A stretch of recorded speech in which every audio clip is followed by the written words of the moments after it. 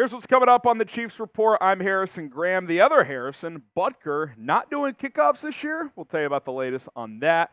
Nazeeh Johnson, remember him, special teams ace from 2 years ago. We got an injury update as he recovers from an ACL tear. And we got some notable OTAs absences, including one in particular that I want to dive into. So all that and more coming up here on today's show. But it is the very end of May, and kind of getting pummeled by Dolphins today, I'm not going to lie. Last second push, can we beat Dolphins today? And new subscribers this month, one of our other YouTube channels here at Chat Sports. Hit that sub button if you want to take them down. If you want free daily Chiefs content, we are the channel for you.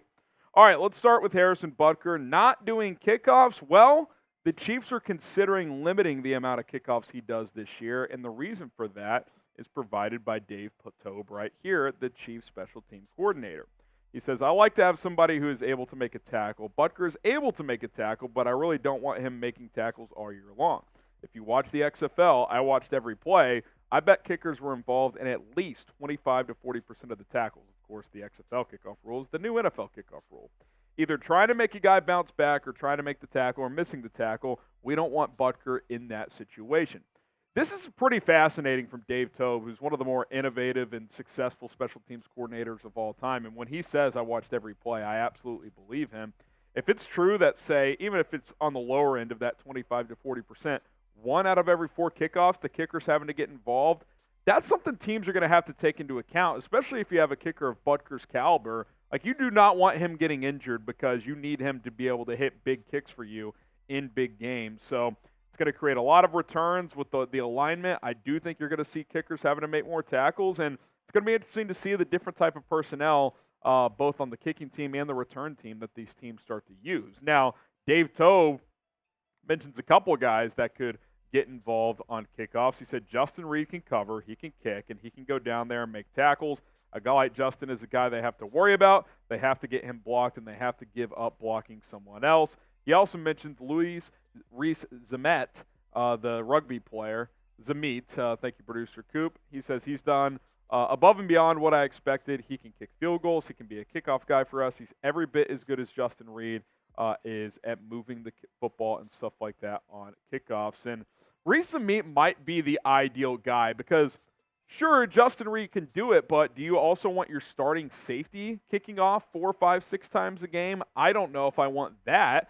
Rees-Zammit is going to be a special teams guy if he makes this roster, kind of a jack of all trades. Maybe he's someone that you take some of the kickoffs away from Butker if you think he can handle the job. So that's a guy I'm keeping it on, and quite frankly, it makes him more valuable and more versatile and a reason to potentially make this 53-man roster. So keep an eye on that and keep an eye on this story because I think you'll see it pop up around the league that teams are going to be trying stuff we haven't seen before on kickoffs, not just with their kickoff man, but with returns and trick plays and stuff. It's going to be interesting. Who do you think will be the primary kickoff man? If I had to guess, I would still say Butker does the most, but it certainly sounds like the Chiefs are pretty deep down this rabbit hole of considering some other options here.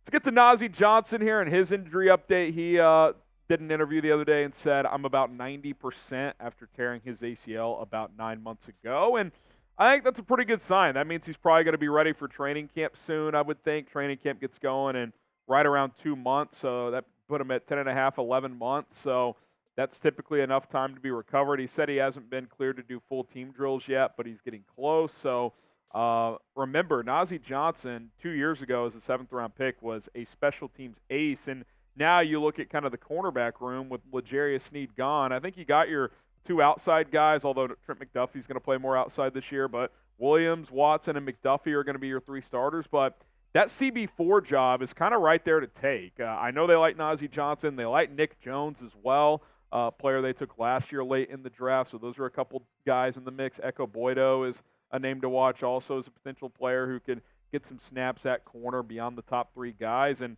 I mentioned that special teams value, 8 special teams tackles as a rookie in 2022. He was one of their best specialists in kick and punt return coverage just 2 years ago. So I definitely think he's in line to make this football team, and if he can be healthy for training camp, he'll be someone to watch as a potential threat to maybe take some snaps at corner. I think he's got some ability to do just that.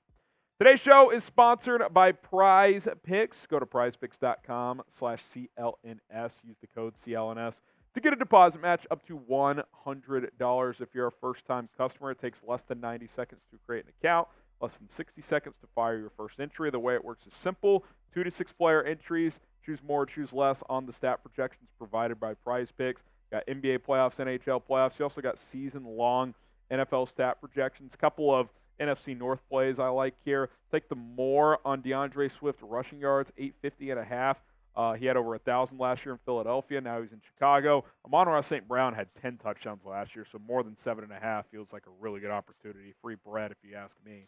PrizePicks.com/CLNS. Use the code CLNS. If you're a gamer, the month of June is a great time to check out some esports picks from PrizePicks. It's all available, different sports at your disposal. PrizePicks.com/CLNS. Use the code CLNS.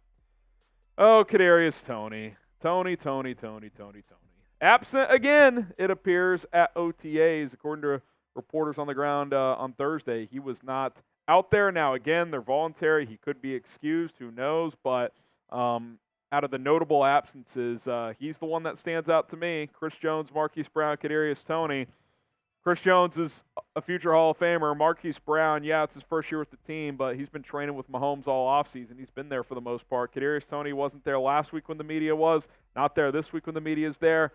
He's just not helping himself, and maybe he's got something going on that he's excused to be away from, and technically you don't have to show up because it's voluntary, but, man, you're on the roster bubble, dude.